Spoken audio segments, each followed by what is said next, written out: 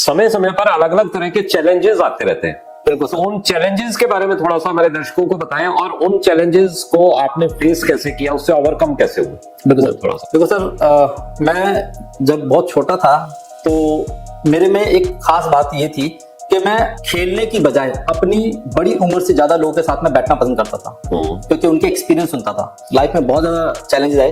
2010 में इवन इतना बड़ा चैलेंज आया मेरी लाइफ में। मेरी शादी 2005 में हो चुकी थी।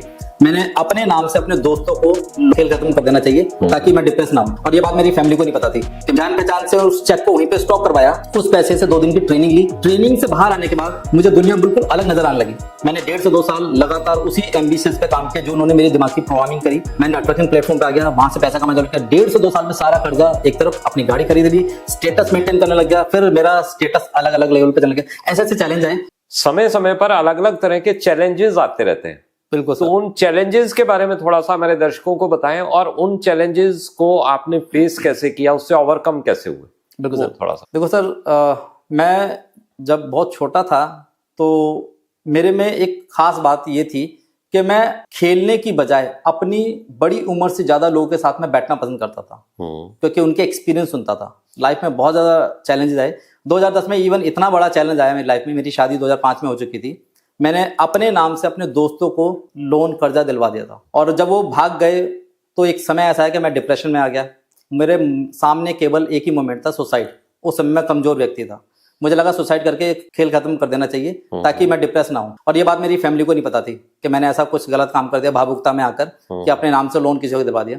बट मेरी लाइफ पार्टनर इतनी अच्छी थी, सपोर्ट करके रखती थी, मेरा बहुत केयरिंग करके रखती है, आज भी बहुत केयरिंग करके रखती है। उस समय मेरे पास में एक अपॉर्चुनिटी आई, अखबार में एक ऐड आई, माइंड पावर। अच्छा। मुझे लगा यार ये माइंड पावर से क्या हो सकता है, एक जुआ ये जाते जाते आखिरी कदम उठा ही लेते हैं। उस समय मेरे पास 7,500 रुपए बहुत बड़ी रकम हुआ करती थी। कमाता था लेकिन कर्जा इतना ज्यादा था कि 7,500 रुपए भी बहुत बड़ा रकम था। बैंक ऑफ बड़ौदा के जो मैनेजर जहांगीरपुरी में, वहां पे मेरा एक बिजली का बिल गया हुआ था, चेक दिया हुआ था। मैंने जान पहचान से उस चेक को वहीं पे स्टॉप करवाया। उस पैसे से 2 दिन की ट्रेनिंग ली। ट्रेनिंग से बाहर आने के बाद मुझे दुनिया बिल्कुल अलग नजर आने लगी।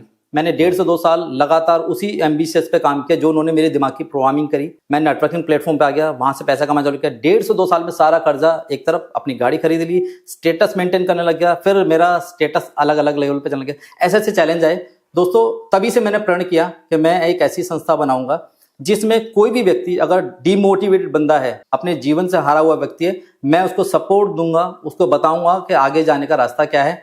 और आज की डेट में बहुत सारे लोग हैं, कई हजारों लोग हैं। मैं तो 40,000 से ज्यादा लोगों को पढ़ा चुका हूं, क्योंकि मेरे पे कई सारे इंस्टीट्यूट हैं। तो और उनमें से कई सारे ऐसे बच्चे हैं जो हजारों की तादाद में हैं, जो 1-1.5 लाख रुपए से ऊपर कमा रहे हैं, वो दूसरों को सपोर्ट कर रहे हैं, इंडिया से बाहर जाके काम कर रहे हैं। तो मुझे लगा कि जो चैलेंज मैंने फेस किया, मैंने वही चैलेंज उनके सामने एक प्रोग्राम के रूप में रखा, और उनको ओवरकम करने के लिए, देखो भाई, पैसे किसी पे नहीं होते। आपके अंदर अगर जज्बा है, जुनून है, सामने वाले को दिखता स्पार्क है, तो वो आप पर इन्वेस्टमेंट कर देगा। तो ये तरीके होते हैं कि आपकी अच्छी एजुकेशन है, अच्छे मेंटर के साथ रहो, अच्छे लोगों के साथ हो, अच्छी ट्रेनिंग लो। इस बात का ध्यान रखोगे तो नेटवर्क ही नेटवर्थ है, आपको पहुंचाने में वो आपका काम करेगा। बिल्कुल, कितनी अच्छी बात कही, नेटवर्क ही नेटवर्थ है।